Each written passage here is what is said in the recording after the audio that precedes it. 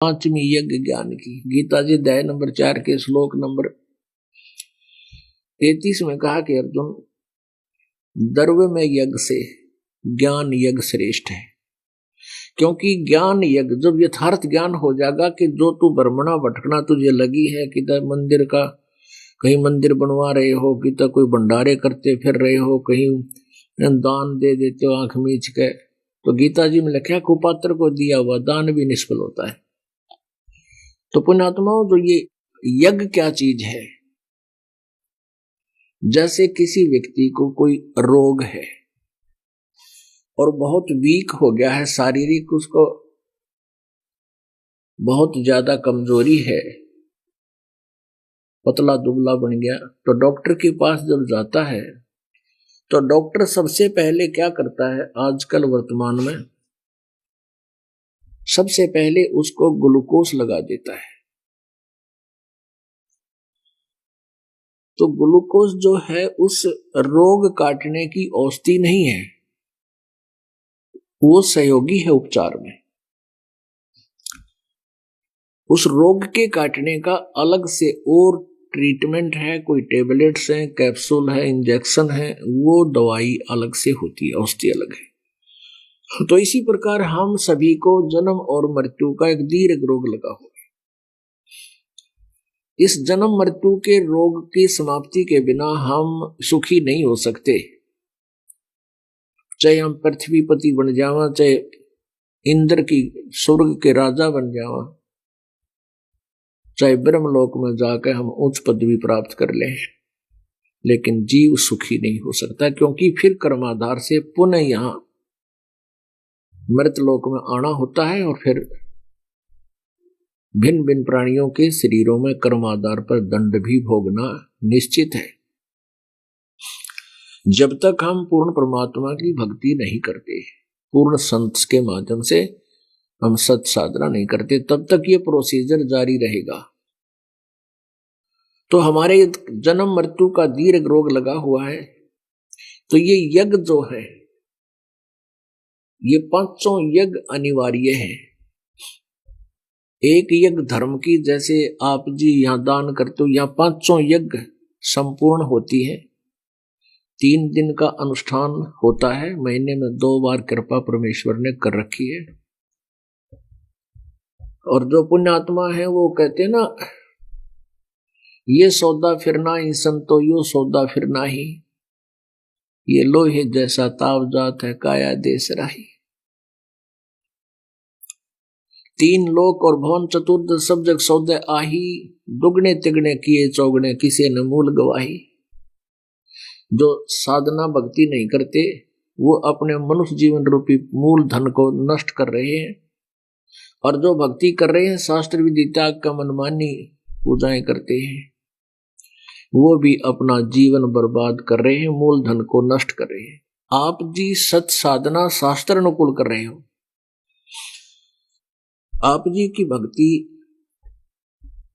ये सुचारू रूप से चल रही है, आप यहां दान करते हैं, आप जी जो यहां गुरुमुख होकर के दान कर रहे हो, आपके द्वारा किए हुए दान का यहां भंडारा चलता है, उसी से हवन होता है, उसी भंडारे से सेट बनाए जाते हैं, उसी से रजाई बनवाई जाती है, मैट तैयार करवाए जाते हैं, पंखे आप जी के लिए परचेज किए जाते हैं, लगाए जाते हैं। हम तो आपके सेवक हैं, आप परमात्मा की प्यारी आत्मा हो, जिनके लिए प्रभु कितनी सुविधाएं आपके आने से पूर्व ही हम दासों से करवा देता है। आप नहीं समझ सकते, क्योंकि आप बालक हो, और आप किसके बालक हो आपको ये भी नहीं मालूम, आप किस धनी के पुत्र हो पुत्री हो, उस परमेश्वर कबीर जी के आप संतान हो। आप गलत स्थान पर आगे, वो इतना दयालु है क्योंकि हम उसके बच्चे हैं। अपने बच्चों का अपनों को ही दुख होता है, तो वो यहाँ इस गंदे लोक में भी आपके लिए बहुत सुविधाएं और सुख प्रदान करने की चेष्टा करता है, जैसा भी यहाँ का सुख है। तो ये पांचों यज्ञ यहाँ पर होती हैं, जो ये ज्ञान दिया जाता है, सत्संग किया जाता है, ये ज्ञान यज्ञ है। और ध्यान यज्ञ है, परमात्मा का चिंतन बना रहता है जब तक आप सत्संग सुनते हो या घर से चलते हो, या 1-2-3 हफ्ते पहले आपको आपका ध्यान शुरू हो जाता है, मेडिटेशन शुरू हो जाता है। कैसे प्रारंभ हो जाता है? जैसे आप जी ने सत्संग में आना है और काल ने हमारे कई प्रकार की बेड़ियां जड़ रखी हैं। किसी का पति नाम ले रहा है तो पत्नी मानती ना, वह दीदे का डचाला, जो उसने पता है कि तड़के गुर्रे काटेगी, इसने राजी करूं क्यों करे, 1 हफ्ते पहले तो अपने आप ने सेटिंग करने लग जाए है। और किसी की पत्नी नाम ले रही हो, पति जो है ना बिल्कुल सुनने को तैयार नहीं, 100 बाधाएं पैदा करता है। तो ऐसे और भी कोई ऑफिशियल कार्य करते हैं, उनको भी 100 प्रकार की एडजस्टमेंट करनी पड़ती है सत्संग में जाने के लिए। अपने कार्य और भी जो खेतों में घर में मजदूरी करते हैं या किसान का काम करते हैं, दुकान पर करते हैं, कर्मचारी अधिकारी हैं, तो सत्संग में आने से पूर्व उन्होंने अपने काम की एडजस्टमेंट कई दिन पहले सोचनी पड़ती है। तो वो आपका ध्यान मेडिटेशन भगवान के चरणों में वहीं से शुरू हो गया। यहां करके जब सत्संग सुनाया जाता है, आत्मा के ऊपर ये अमृत वर्षा होती है, रह रहकर परमात्मा की महिमा हृदय में समाती है और परमात्मा की याद उमंग सी उठती है। ये भी एक मेडिटेशन होता है। संत मार्ग में मेडिटेशन हठ योग करके समाधिस्थ होना नहीं है। कैसे मेडिटेशन होता है? जो पति भरता पति से राती, आन पुरुष नहीं भावे, बस पी हर में सुरत परितम में, ऐसे ध्यान लगावे।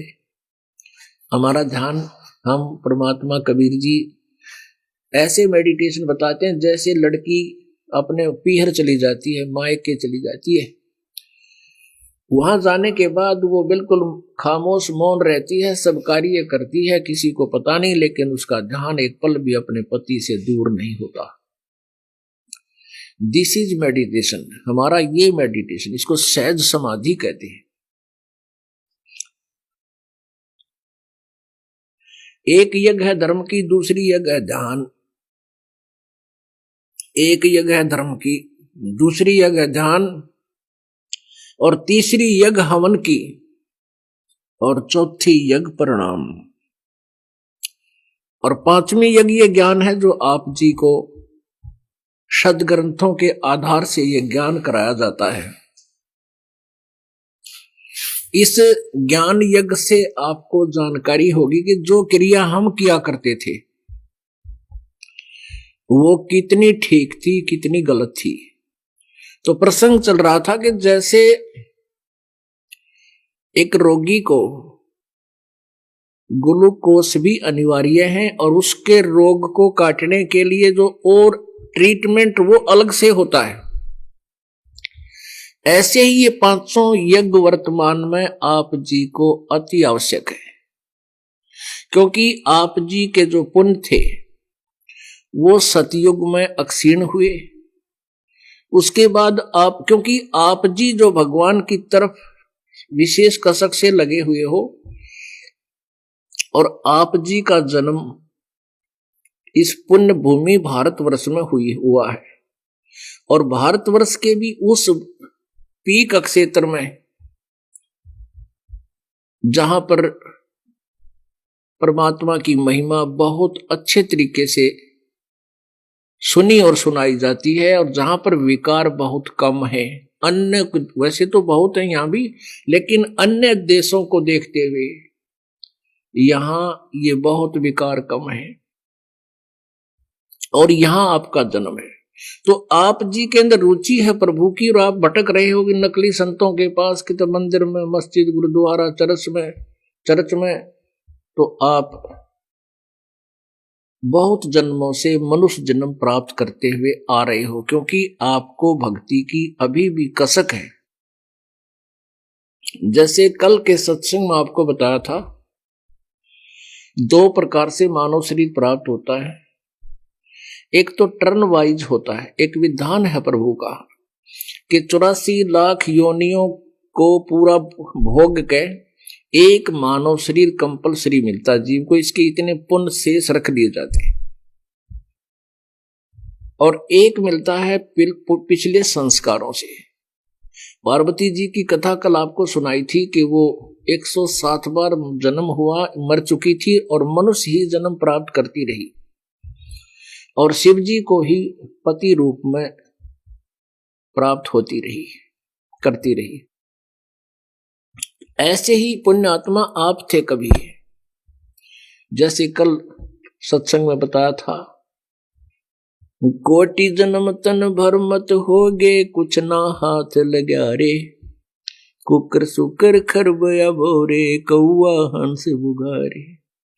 कोटि जन्म तू राजा की, ना मिटी न मन की आशा, भिक्षुक होके दर दर घूम्या, मिला न निर्गुण रासा।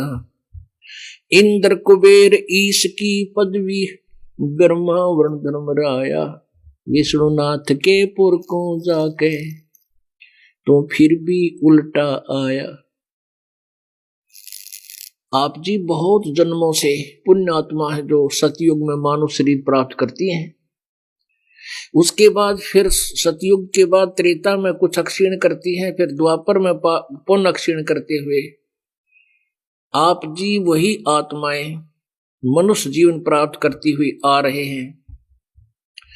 और जो अभी तक परमात्मा की भक्ति की तरफ सोचते भी को नहीं, केवल धंधे में ही लगे रहते हैं, कहते हैं तो सुनते भी नहीं, वो टर्न वाइज मनुष्य जीवन प्राप्त प्राणी है।